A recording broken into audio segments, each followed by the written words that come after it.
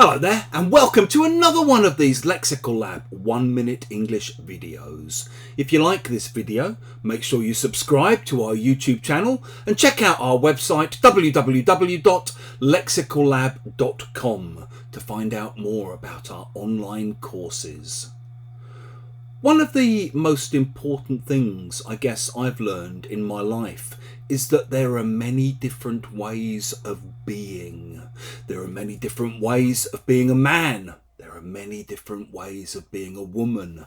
There are many different ways of being a Muslim.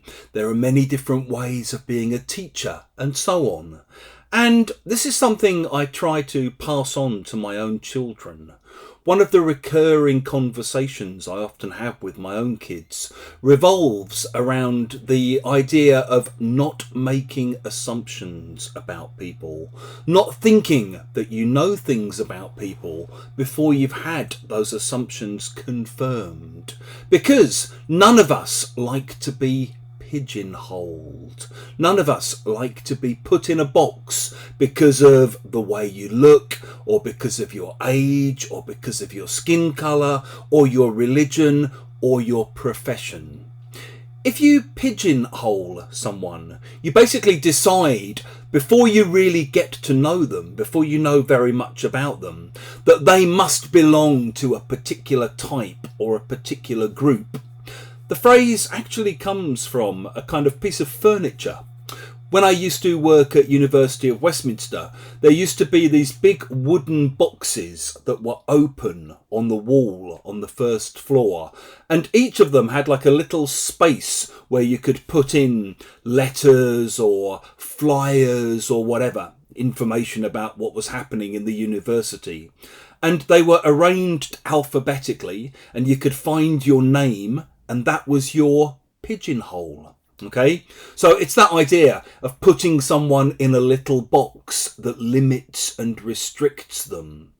And you often hear it used to talk about creative people, for example, particularly where they're kind of forced to stay in one area and not given the opportunity to branch out.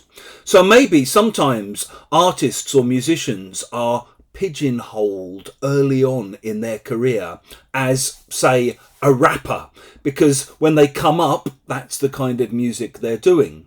Maybe later they want to start doing avant-garde electronic music, or they want to do heavy metal or whatever, but it's more difficult for them to do this if they've been pigeonholed. In the same way, some actors early on in their careers get pigeonholed as villains, for example.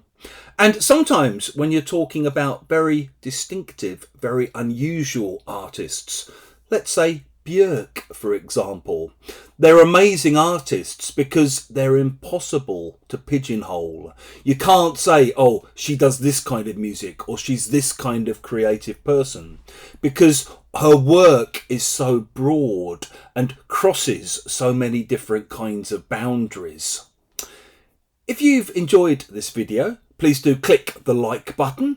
Please do share it with your friends, your students, your colleagues. In the comment section below, we'd love to see examples of how you might use the word pigeonhole.